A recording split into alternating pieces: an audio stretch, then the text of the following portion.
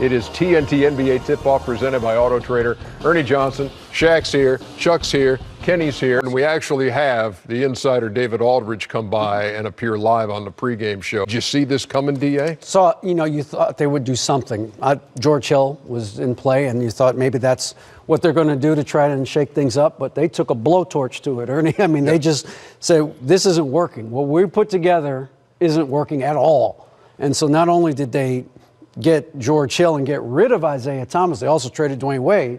And you're happy for Dwayne is going back to Miami, but the bottom line is he's still very close to LeBron. So they were like, we're going to start from scratch here, basically, with a new group of guys. We're much younger, a lot less playoff experience, but much more versatile and long. And so LeBron's much happier, as you say, Chuck, today than he was last night. Ernie, this team had no chance of winning or even getting to the finals 24 hours ago. Now they, to me, become the favorites. Ever since the loss to Golden State, they've been in scramble mode. They scrambled to put the team together. Right. It didn't work, so now they got to re-scramble.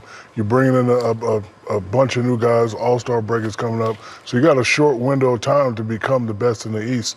And they got some good players, but I agree with you, Chuck. They're still not ready for Golden State. So even though they had a good day, their day is still not good enough. Yeah, but they were looking like they weren't ready for Toronto, Boston, or Washington, or anybody. Listen, Toronto is better. Mm-hmm.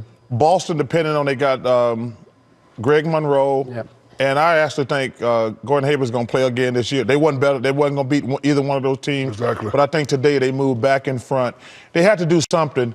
But the thing is, they didn't give up anybody who was helping them. No. Yeah, well. Or the pick from Brooklyn. Or the pick. Well, anytime you have LeBron James on your team, every year you have to try to win it all. Just couldn't wait for it. They could not wait for him. That's what the Cleveland Cavaliers said. Not the fact that he couldn't do it. But it wasn't a good fit either. His agent even said, look, Isaiah's a ball-dominant guy, and the ball in Cleveland is in LeBron James' hands. So was Kyrie. Where's Kyrie him now? And Kyrie are two different players, but Ernie, they wasn't going to re-sign him anyway.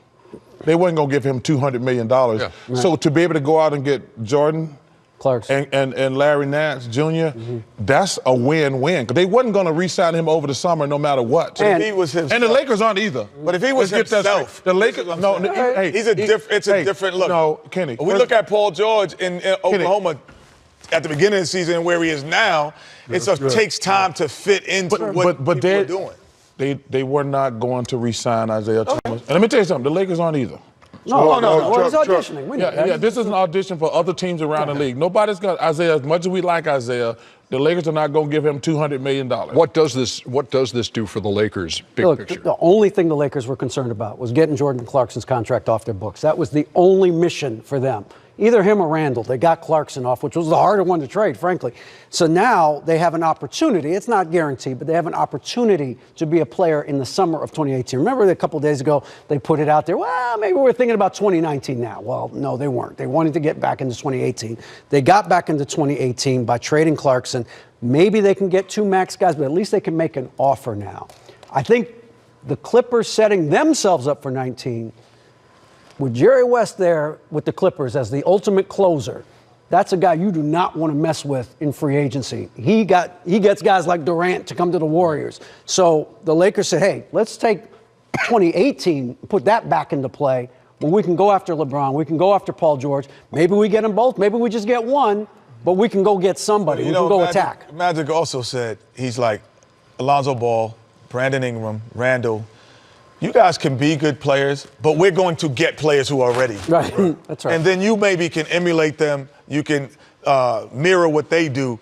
Because you may be that one day, but we're in Laker land and we don't wait either. Right. So they're saying the same thing. You know, a lot of people are saying that Cleveland had the best day, but I think the Lakers had the best day.